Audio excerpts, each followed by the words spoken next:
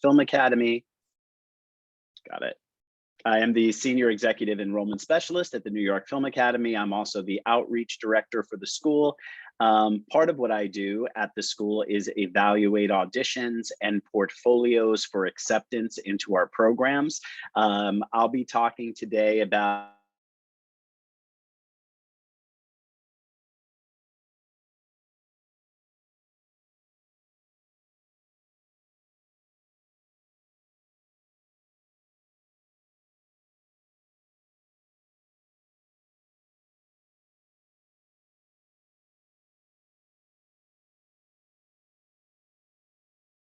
Hold on 1 second. Stop 1 second. Something happened with the sound. Sorry. and I'm the senior.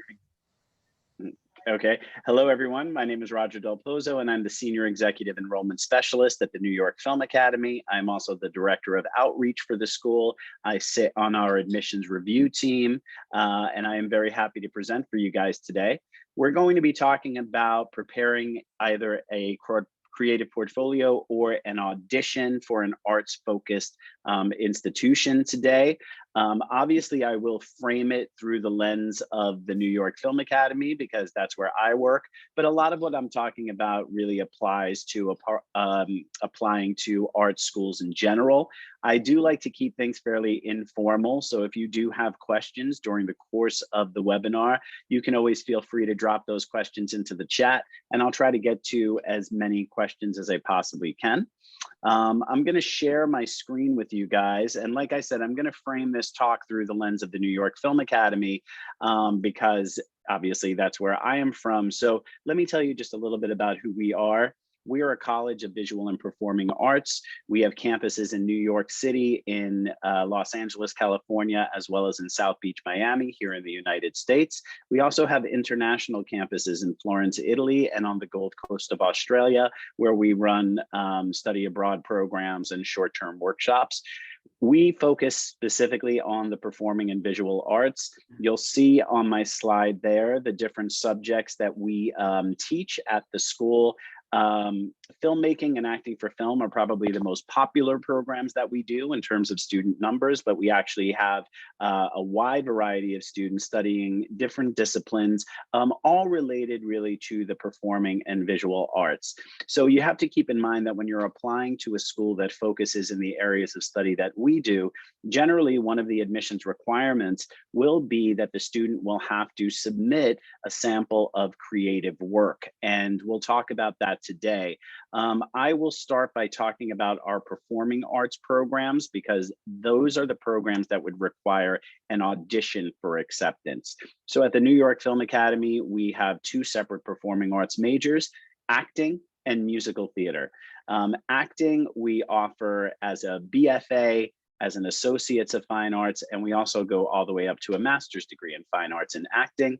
Musical theater, we also offer as a BFA, and both disciplines we also offer as conservatory programs. So students can start in either an academic degree program or they can be in a conservatory program.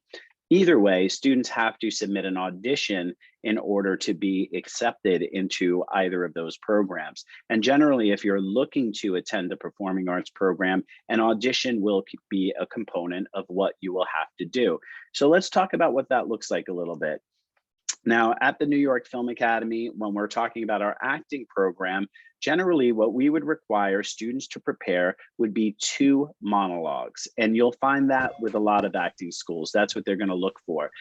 They want aspiring applicants to prepare monologues that they would perform, and we would evaluate that for acceptance into the institution.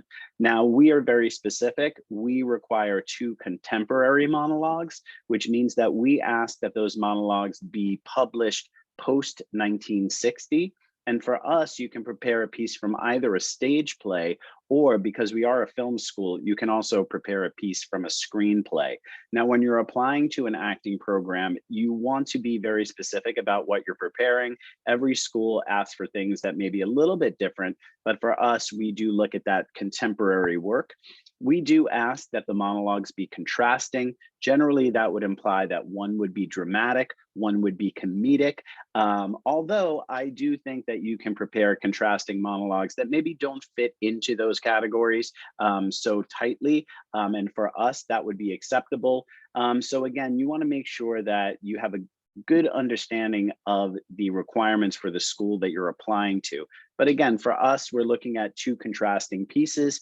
And generally, we ask that the pieces be 60 to 90 seconds in length each. That's probably a fairly common time limit for pieces when you're applying to us or other schools as well. I would say that at New York Film Academy, we do not time you. So if you go over with your audition, it's not necessarily going to be detrimental to your application.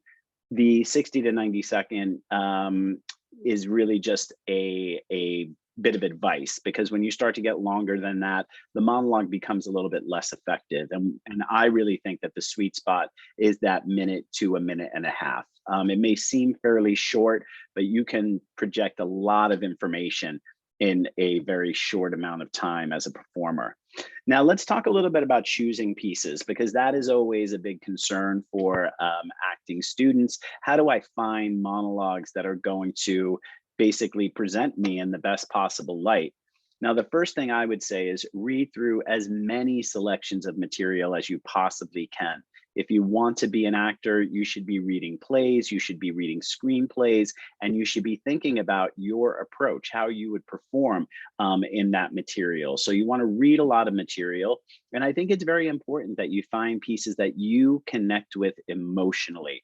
There are some great pieces out there that may be fine for another actor perform, but you want to make sure that you're finding pieces that are great for you to perform and that present you in the best possible light. So you want to find pieces that you connect with, that you enjoy performing, that speak to something that you want to get across. Now, as you would be submitting an audition for an academic institution, you do want to keep in mind that you shouldn't be picking pieces that are overly sexual, profane, violent, or even suicidal in nature.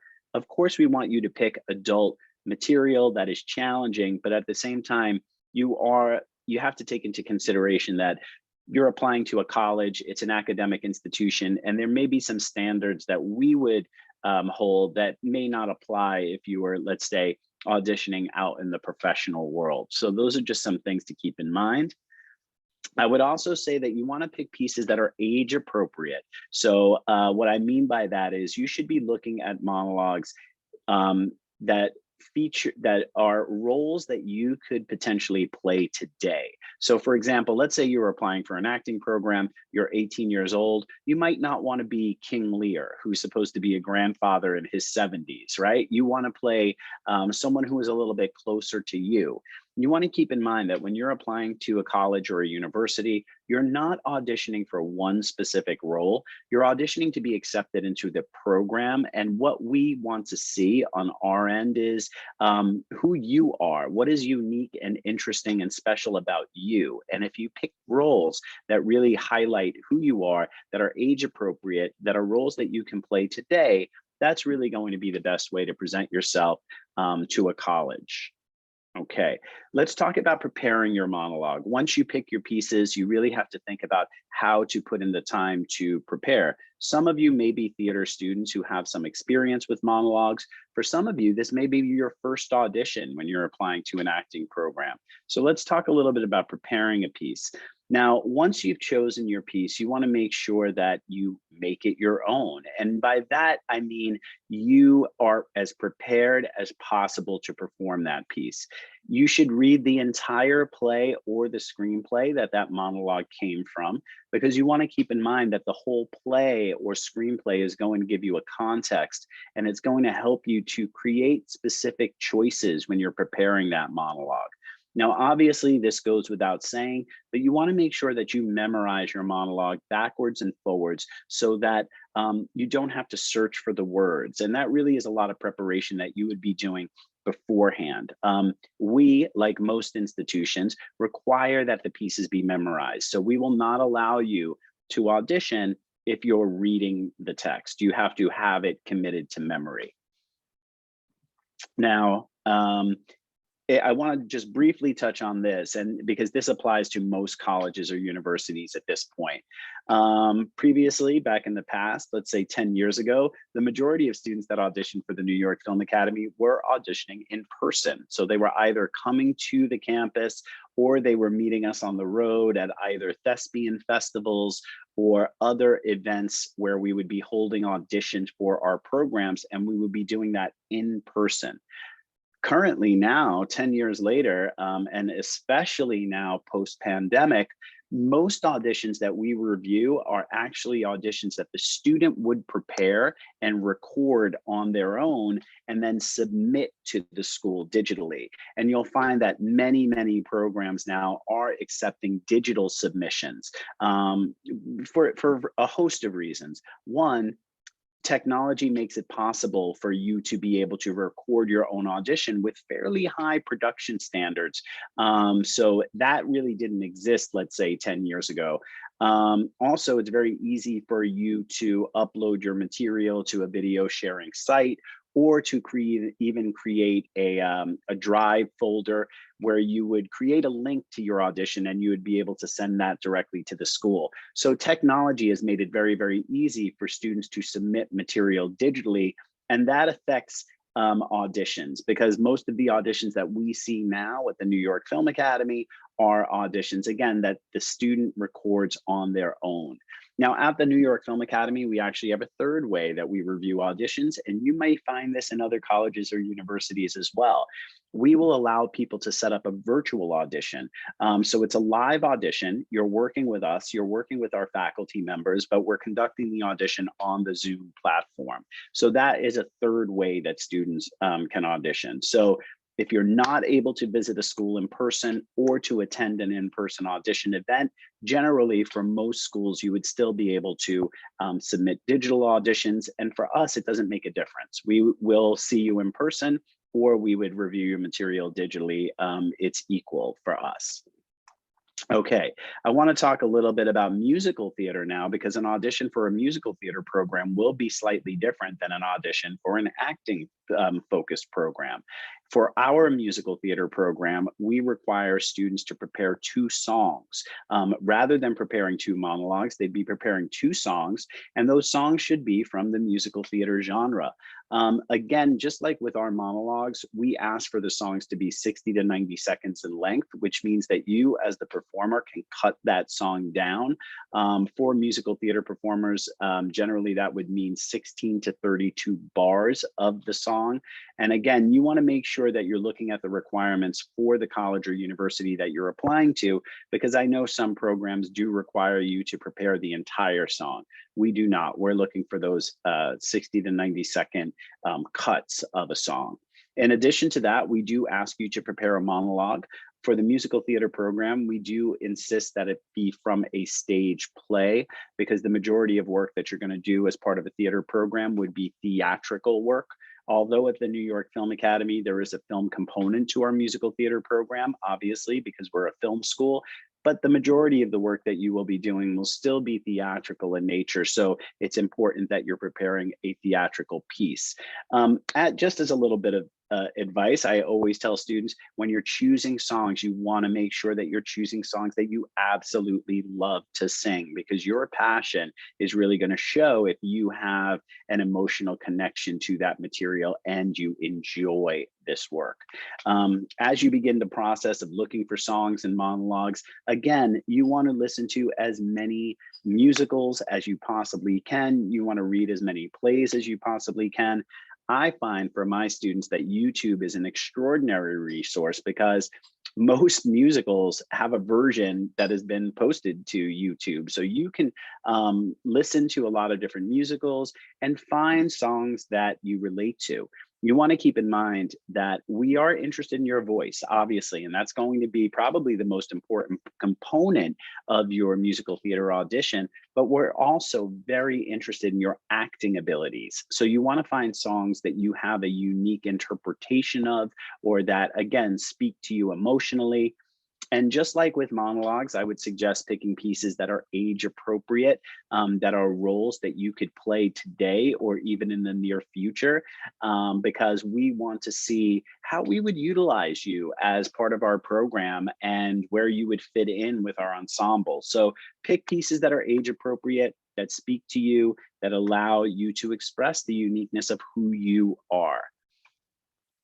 Okay, so recording your audition. As I mentioned, most colleges, most universities will accept recorded auditions.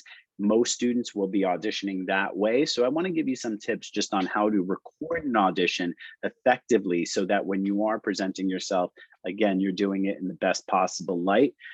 You want to make sure that you introduce your pieces. So you are going to say your name, you're going to say the name of the pieces that you will be performing, and you want to deliver that part directly into the camera lens. Now, when you start your monologues or your song, you want to find a place off camera that you can direct your material to. Generally, if you are watching television and film, what you'll notice is actors aren't playing directly into the camera lens generally, unless the situation specifically calls for that. More often than not, they're talking to someone off camera, or they're performing a song to an audience that would not be necessarily in the camera lens. So when you're recording your monologue, I think it's very important that you find an eye line off camera that would be the person that you're delivering the monologue to. So for example, let's say I was delivering a monologue right now. I might find a place slightly camera right where I would place my imaginary scene partner so that I would be delivering that material to a specific point that wouldn't be the camera lens, but it wouldn't also be too high or too low. Because if I do that, you're not really going to see my face, my expressions, which are an important part of your audition. So you want to place the eye line close to the camera, but not necessarily directly in the camera lens. Now, when you frame your shot, generally, you want to give us a sense of your physicality, which means you don't want to shoot in a super tight close up. You don't want to shoot from too far away, because then we're not really going to be able to see you in the best possible way.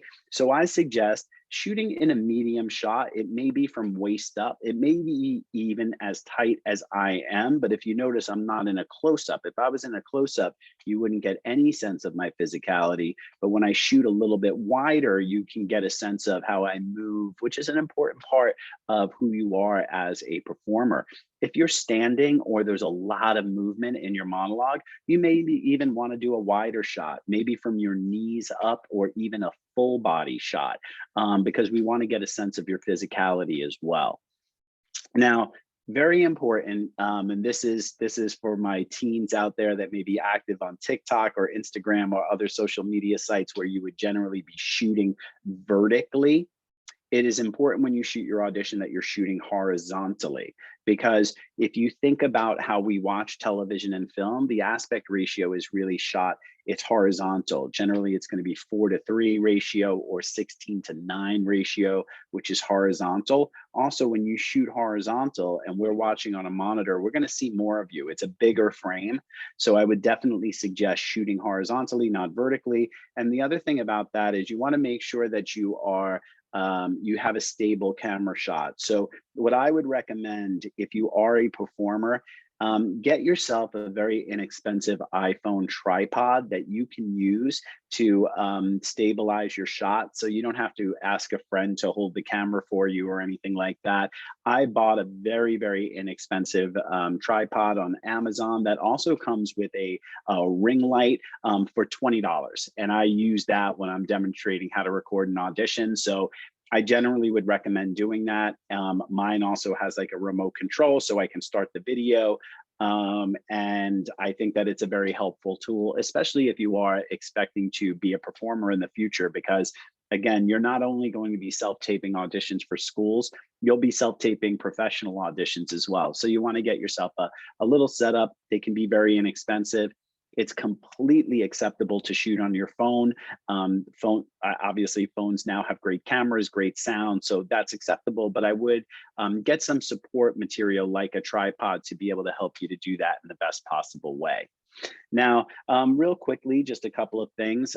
You want to make sure that you test your sound and lighting. You want to make sure that you have a lighting source in front of you, just like I do right now, so that you're lit from the front. You don't want a lot of light behind you, which is going to create like a backlight effect, which will cover your face in a lot of shadow. You want to make sure you test your sound. Sometimes students will submit auditions to me and there's a lot of background noise and basically it's very distracting. So you want to find a quiet place to hold that audition and do a couple of sound tests to make sure that there's not a lot of ambient noise that's affecting your recording. Now, for your background, you want to make sure that you do not have a lot of distractions in the background that will pull our focus from the performance. A lot of professional actors that I work with will purchase a very inexpensive neutral screen that they'll put up behind them so that basically we're able to focus on the actor, not what's happening in the background. Someone submitted an audition last week and the room was quiet. It was a great audition, but there was a cat walking around in the background. Now, obviously, you have to imagine that that was very distracting to us who were trying to evaluate the audition. So you want to keep that background fairly neutral. You don't want like a lot of posters or books in the background. Anything like that is going to pull our focus. In addition, when you're thinking about wardrobe, I would wear clothes that enhance your performance. So you want to pick things that, again, don't distract from your performance, like clothes with a lot of logos or things that really wouldn't fit in with the character that you're performing. You want to pick you want to wear clothes that actually help you. As an actor, I think costume and wardrobe really makes a difference. So pick pieces that you think are appropriate. It doesn't mean you have to be in costume. And as a matter of fact, I would not suggest being in full costume, but you want to make sure that your clothes are enhancing, not distracting from your performance. And then generally when you're using props, I would suggest that you use props that are practical, that you do not mime props. So for example, if you're talking on the phone, use your phone. You don't want to like make a mimed phone because again, I think that that can be very distracting from your performance. As a general rule, you should try to avoid using props in an audition unless it is something that again, enhances rather than distracts from your performance. Okay, let me move on to the next page here. Let me see, did I lose you guys? Here we go. Now, musical theater, there's just going to be a couple of other things you want to think about when you're recording your audition. One is that you have to be singing to a backing track for most schools. We will not accept an a cappella audition because we want to see that you can match the pitch and tone of the song. So you would either be singing to backing tracks or you'd be singing to accompaniment, like if you have a piano player at your house. Now, you cannot use a microphone that would enhance your voice. So you don't want any kind of software that's going to change your voice. We want to hear your voice in its natural form. That being said, if you do use a room microphone that's not a vocal enhancing microphone, that can be effective. But again, nothing that would change the tone or quality of your voice. Dance, we do require a dance audition. For some schools, it may be optional, but if you're doing our BFA program in musical theater, you would be preparing a dance audition. It would be a solo piece. And for us, you would either be following a tutorial that we send to you, or you would be preparing 30 to 60 seconds of you dancing in a style of your choice. Okay, so like I said, a lot of performing arts schools are going to be a little bit different in terms of what they look for. What I was giving you is the context of what the New York Film Academy looks for. So it's important when you're applying to colleges or universities to enter into an acting or musical theater program that you do a thorough review of that specific institution's requirements, because again, they sometimes vary. Sometimes schools are looking for classical pieces. We do not require that, but some schools do. Some schools want to see more than 2 monologues. So again, you just want to keep all of that in mind when you are preparing an audition. And if anyone has any questions about auditions, you want to throw those into the chat, I'd be able to kind of answer those questions as well. But what I would love to do right now is move on to preparing a creative portfolio. Now, The New York Film Academy, like I mentioned, we do performing arts programs that would require an audition, but we also do a visual and media arts programs, and those programs require a creative portfolio. Now, what is a creative portfolio? Basically, a creative portfolio is a collection of your artistic work that you'll present as part of your application. Portfolios are often needed when you're applying to an art school or to an art program at a traditional college. Now, I'm going to back up just a little bit there. One moment, guys, I'm having a little bit of lag. You want to keep in mind that a strong portfolio gives you the opportunity as an applicant to show off your artistic skill and vision, and it really helps admissions decide if you'd be a good fit for the school. Your portfolio can actually be the most important part of your application. I know for the New York Film Academy it is, and it can be for other institutions as well. You want to think about certain things when you're preparing a portfolio. So some tips I would give you when you're putting material together. What do you want to say with that portfolio? Does it represent you? Does it tell us something unique about you? Do you work on work that's inspiring to you? And how can you be a storyteller and affect the world through that creative work? Now, for different programs, we require different types of creative work. So again, depending on the school that you're applying to and the program that you're looking to be accepted into, they may require different materials. So you want to read through all of those admissions requirements very, very carefully, so you're making sure that you're submitting exactly what the school is looking for. Now, again, I'm going to frame this talk through the lens of the New York Film Academy, but again, a lot of this would apply to other schools as well. Now, we do filmmaking programs, and the 5 specific film-related programs that we offer are filmmaking, cinematography, documentary filmmaking, screenwriting, and producing. And we offer those 5 different disciplines as standalone BFA programs. So we do have students who are coming in to study filmmaking, which is basically kind of the broadest program that we do that encompasses a lot of different aspects of production. We also have students who are going into more specific areas related to film and television production, like documentary, like screenwriting.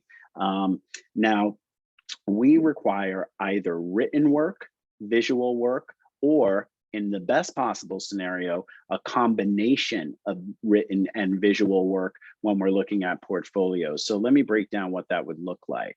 Now, for us, if you're submitting visual work, we will accept films. Obviously, we're a film school. So if you create videos either for YouTube or other social media platforms, or if you've started to create films, or if you're working in a television production class and creating work, that kind of work is very important to us.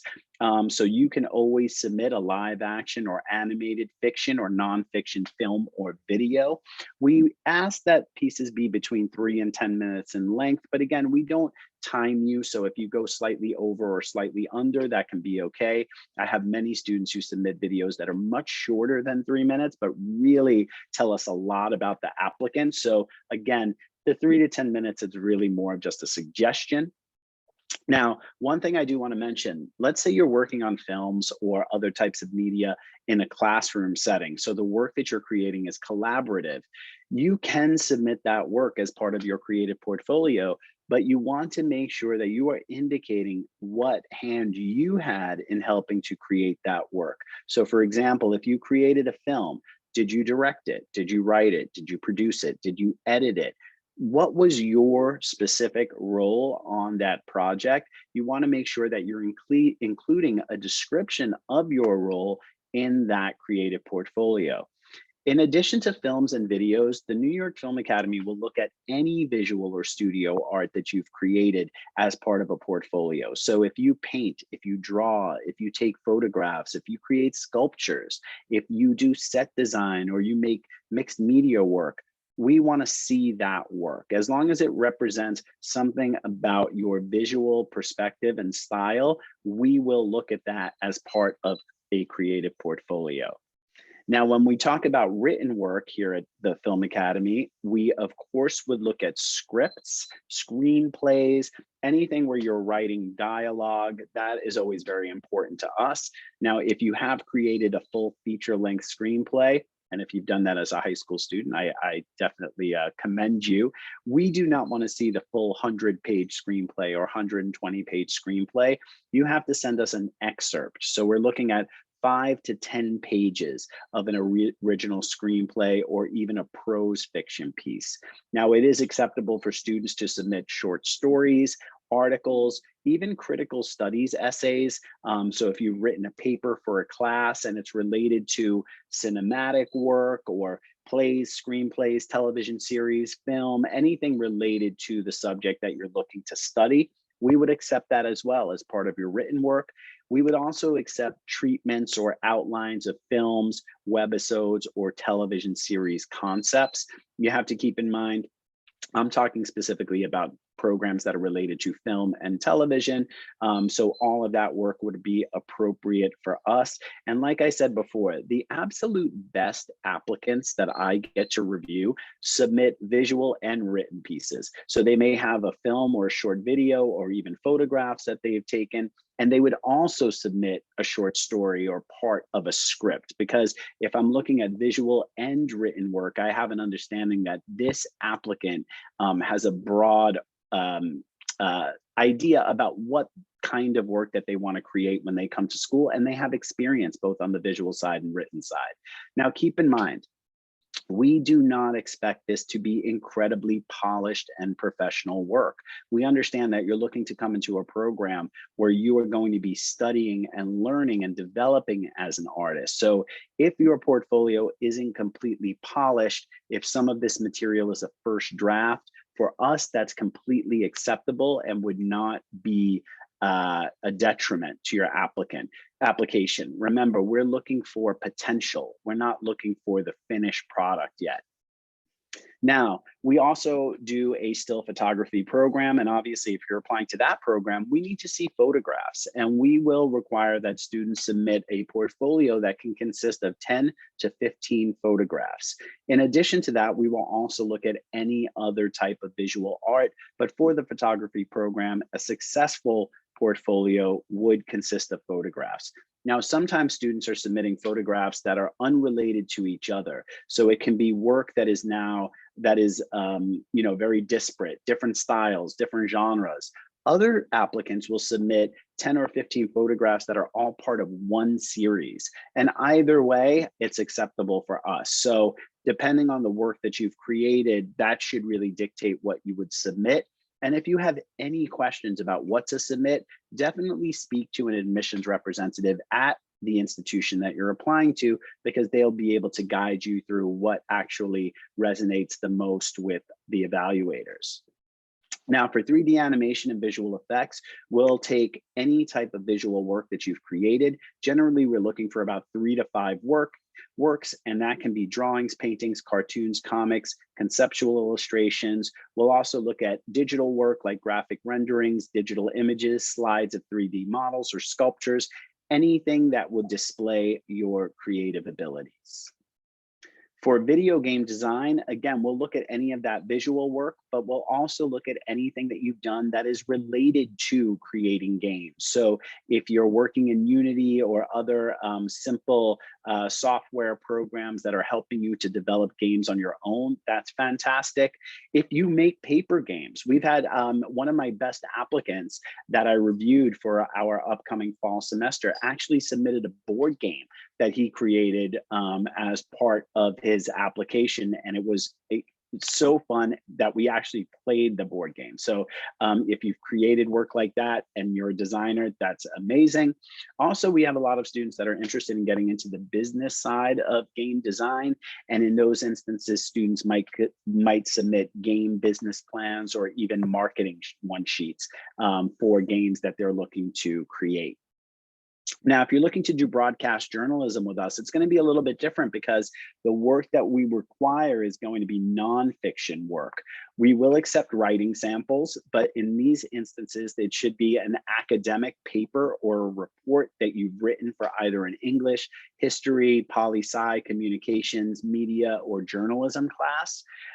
If you've ever written any digital stories or print stories, let's say for your high school newspaper or for your high school television show, we've had a lot of students who've done that. You can absolutely submit that kind of work as well. Or if you've written a film or a video script, we would love to see that in addition. Now, on the visual side, you can submit photographs, and in this case, they might be journalistic photographs, so a little bit less about fine art photography and more about journalistic photography. Or you may submit videos or films that you played a primary role in creating, where you are either a reporter, producer, camera operator, or editor. Okay? All right. So last thing I just want to mention when I'm talking about portfolios is many times when you're applying to an arts-focused institution, your portfolio or your audition can actually help you financially. I know at the New York Film Academy, we review creative work for acceptance into a program, but we also view creative work to look for applicants who exhibit exceptional aptitude in specific areas. So when we review an audition, let's say, we are going to say, yes, we would like to accept this student into the program. And then if it's an extraordinary audition, we also may offer the student talent-based scholarship based on that portfolio or that audition submission. So you have to keep in mind, most art schools will do scholarships that would be related to material that you would be submitting. I know for us, it's very important. I know for most students, they're always looking for additional sources of funding, and we definitely help students with talent-based scholarships when they're submitting very strong creative work as part of their application to the New York Film Academy. So you definitely want to keep that in mind.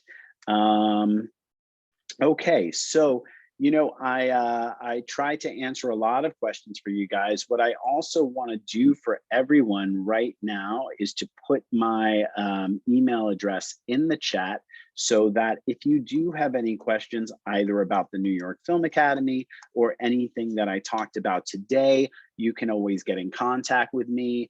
I would be very happy to answer any questions that you have. So you can feel free to do that as well. And I also just dropped these slides that I used just now into the chat. So if you're interested in reviewing these slides on your own, you would be able to do that as well. I'm completely fine with you being able to do that. Okay, so if anyone does have any questions for me now, you can drop those into the chat. I'd be happy to answer any questions. If you don't have questions now that we want to address in this forum, again, you can always feel free to reach out to me at roger@nyfa.edu. I'm also just going to drop our website into the chat if that's okay for you. So if you want to get some more information about the New York Film Academy, you would be able to do that as well. Okay. All right. So Kate, I'm not sure anyone has any additional questions. So hopefully that was informative. Very. Great. I think it's incredible. And as I said, this has been recorded. This will be shared with college and career advisors. I'm going to stop the recording now. This will be shared